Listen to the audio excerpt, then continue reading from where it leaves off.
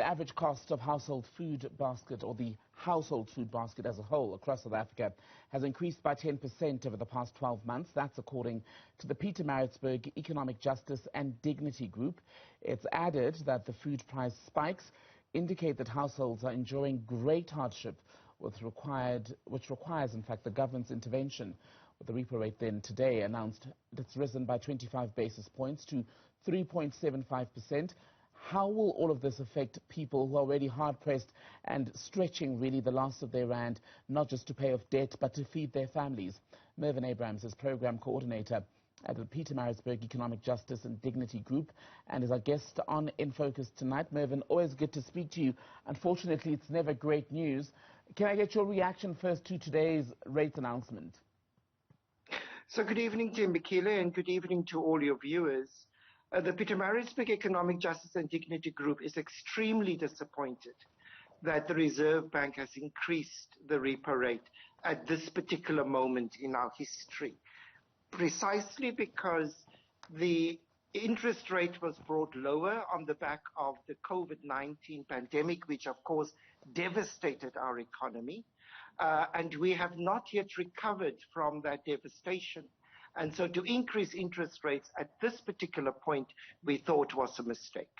And let's speak then about the food cost problem that's facing many households in the country. Would you say it's at crisis level? So the price of food over the past year, from October 2020 to October 2021, in terms of our index, has increased by around 10.2%. And our basket of 44 very, very basic foods now stand at 4,317 rand and 56 cents. Now, this is much more than the national minimum wage, which stands at about 3,600 rand per month. Let's speak about how you work it out, Mervyn. How do you calculate the cost and what goes into the basket for people who aren't too familiar with the concept? So we have focus groups all around the country in all the major cities of South Africa, and we ask women, particularly women in lower income households, what foods and the quantity of that food they wish to buy for their household at the end of each month. We then take all of that information and we whittle it down to an average of about 44 foods, and we track that in about 44 retail stores across the country, and then we arrive at the average of that cost. So we track the prices in Johannesburg, in Durban, Pietermaritzburg, Cape Town, Springbok in the Northern Cape, Matuba up in the north, KZN, etc. So we really get an impression of what the cost of those 44 foods are across the country. And Timberkelley, if I could just give the viewers a basic insight into what that 44 foods cost, or really what it constitutes of, then it includes things like maize meal, rice, flour, sugar beans, cooking oil, salt, potatoes, onions, chicken portions, and things like a little bit of beef and bors, and then vegetables like tomatoes and carrots, butternut and spinach, and then things like margarine, polony, jam, and bread. So those are the foods that constitute our basket, and that now stands at the end of October at just over 4,000 rand, which is way above a national minimum wage. I'd like us to go through the items in a bit more detail shortly, and let's start with vegetables, because in your data collated for October, you found that even the cost of vegetables had gone up. And now that to me is worrying, because having grown up in a township, you'd know that vegetables were usually the go-to thing when times were tough, when you had to stretch, let's say for 20 rand growing up, you could get maybe a packet of potatoes, tomatoes and onions. But now that price seems to have gone beyond that when you look at, for example, what's sold on the roadside in the CBD. Yes, Timberkelley, one particular vegetable, I mean, we've seen vegetable prices increase almost across the board, and some of it has to do with seasonality and where they are grown. But of particular concern to us is a massive increase of about 46% on 10 kgs of potatoes. Now, potatoes is almost a staple food in South Africa, and women tell us that they have to buy potatoes because it's constitutive of cooking a stew. And it's funny, but it's actually true that they would tell us that if they don't have potatoes in a stew, then the children say that they've cooked a pot of soup. So it is really a very important a vegetable, and we've seen an increase of about 46% on 10 kg of potatoes. And so that's extremely worrying for us, as it is particularly bad for low-income households. And maize is another staple for many South African households. You can have it as bap, you can have it as soft porridge. Have those prices come down from what you'd observed, say, a month or two ago? No. So when we look at the increase month on month, so between September and October of this year, we saw an increase of 4%. And when we look at it over a year, then we see an increase of 15%. Now, this is particularly strange because over the past year, we have had a bumper crop of maize, and we are expecting to have another bumper crop of maize. So there is more maize in the country than we can consume. And yet the prices are increasing. And the question is why? And it is because we are also exporting a lot of maize, as countries around the world are restocking after the COVID pandemic. They've left their granaries, the food out, and so they are restocking, countries like China in particular. And so the local price of maize are tracking export level prices.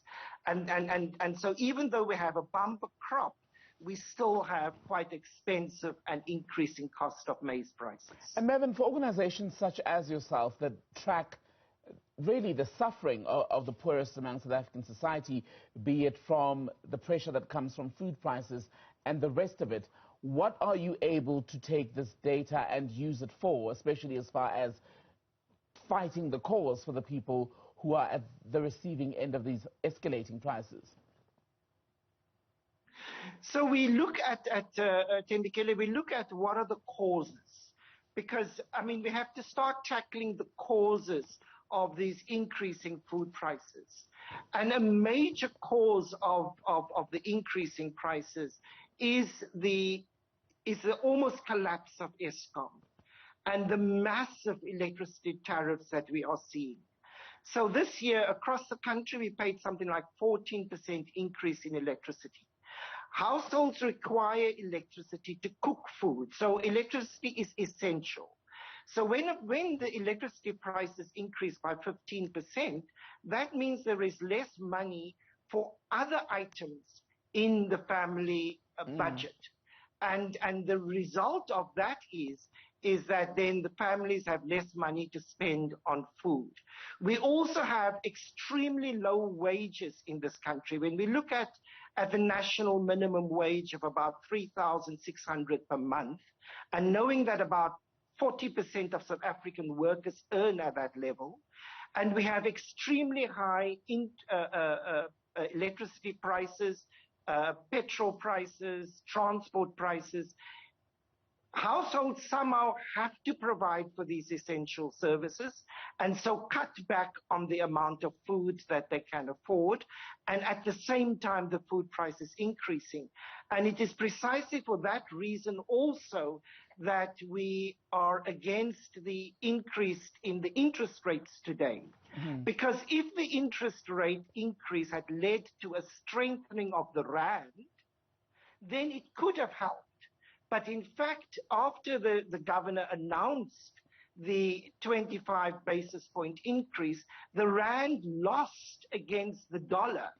The effect of that is that our imports of agricultural inputs, our petrol, will actually be more expensive now than it was yesterday. And just on that, Mervyn, and so we are predicting that the situation will become bad.